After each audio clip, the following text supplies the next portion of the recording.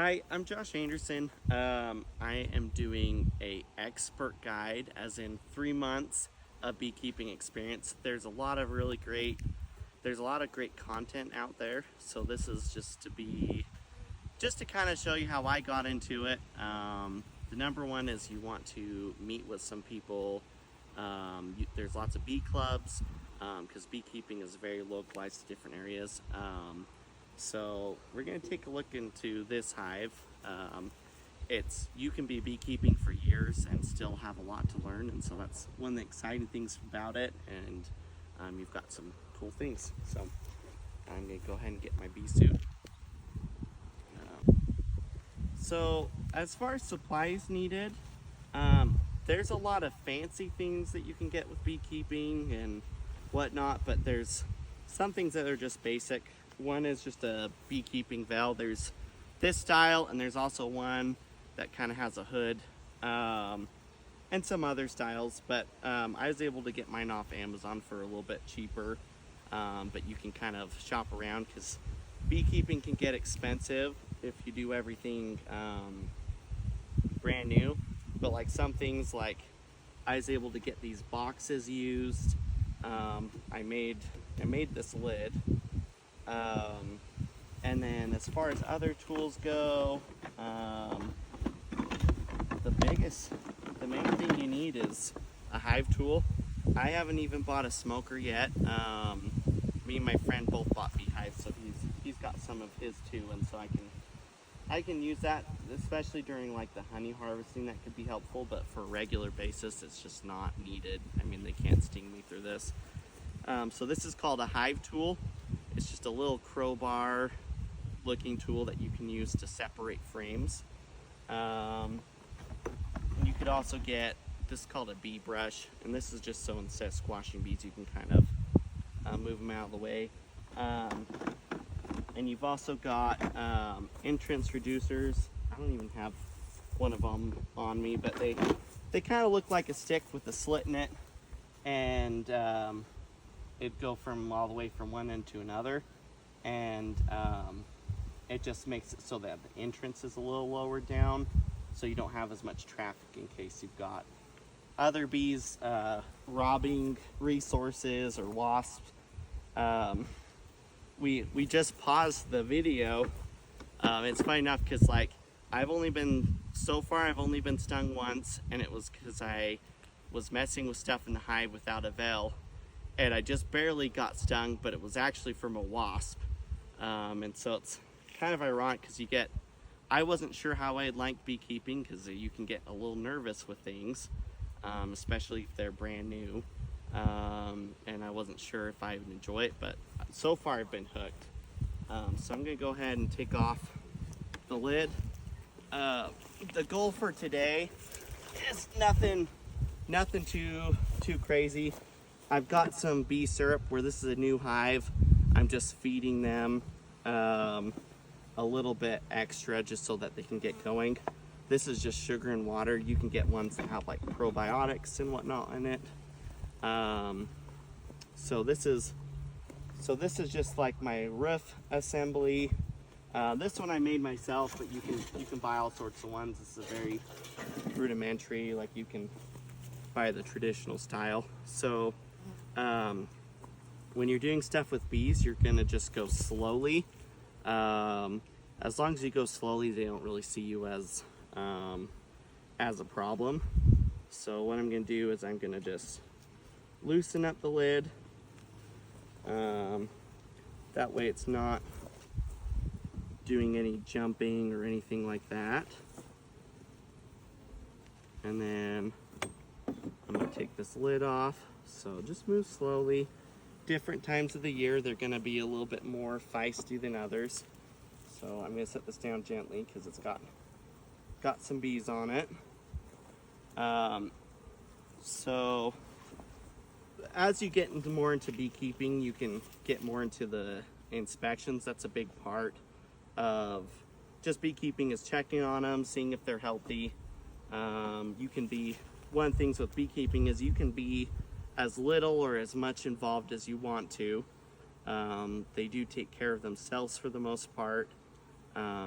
but you can do things to help them out. So I've got, as far as looking in here, I've got these, which are just pollen patties. It's just more food to help them grow. Because if you feed them in general, then they can, we got a wasp that's, see they're actually chasing them out. If I feed them now, then that means that they can spend all their energy actually making honey. So I've got my bee feeder right here, and I'm just going to pour some syrup in there, keep it capped up, and then I'll pull out a frame or two just to show you guys.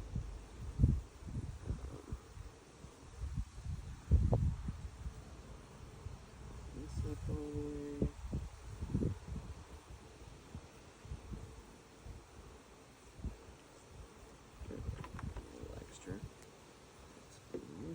Okay, so look, they're fighting this wasp. Just get that out of there. So I'm gonna come over and I'm gonna use the hive tool to separate them.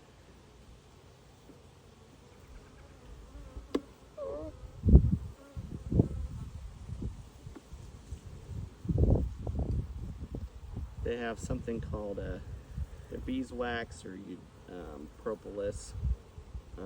All those things that they glue everything together. So every time you take a look into your beehive, it gives them it slows them down just a little bit because they have to reseal everything, protect their hive. As far as getting into it, I didn't have any mentors or anything, and so it's not like this is my first, besides like seeing some people work on things, it's like my first interaction with it. So normally you come from the side, but I'll just pull out the middle so I can show it off. So this honeycomb they actually made themselves completely. It was empty like this and they filled it in. If you look at it, you can see it's kind of a shiny, glistening color. That's because they put resources for them to eat inside of it. Most of the time you can get frames that have I'll pull one out in just a second, frames that have what's called a base, and that just saves them a little bit of time because they don't have to start from scratch. So yeah, normally if I'm doing a full inspection, I'll just take out all a big portion of the frames, but just where I'm showing it today, and I don't want to bother them too much. Okay, so you can't even see it right now because okay, right there. So that right there is like a base for them to build on. On this comb, you've got this is called the brood, and they've capped it off, so this is your baby bees. And typically in a hive you'll have the baby bees in the middle, and then as you go out you'll get resources. So on this side you can kind of see that mixture. So you've got the brood, and then coming out where it's shiny you've got nectar, and then this is actually honey. Looks a little different, but if you were to, they cap it off so it doesn't leak everywhere. But if you were to pull a little bit off, then you can see that honey. All of this is going to be for, it's going to be just for the bees until they've gotten to about a third box, and obviously depending on your local,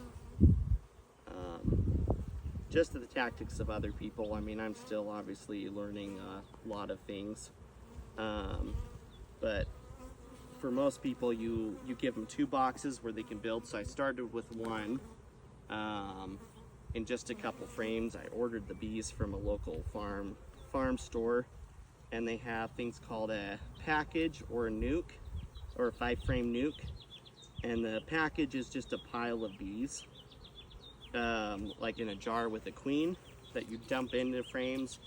And the 5-frame nuke is basically a small established colony that you just immediately put into your boxes. So I let those grow. I had more frames in there. This beefeater was in the bottom. And then as they grew, I moved some of the frames up here. They've got empty ones. So like on this frame, for example, they haven't built anything yet, just because they haven't had a chance to expand. So I am not expecting to get a honey harvest this yet in this season. Sometimes if you live in other climates, they can do a lot better. But for now, I'm hoping they get through the winter, and then next year, the next box will have enough I can harvest from there. So I'm gonna go ahead and put these guys back.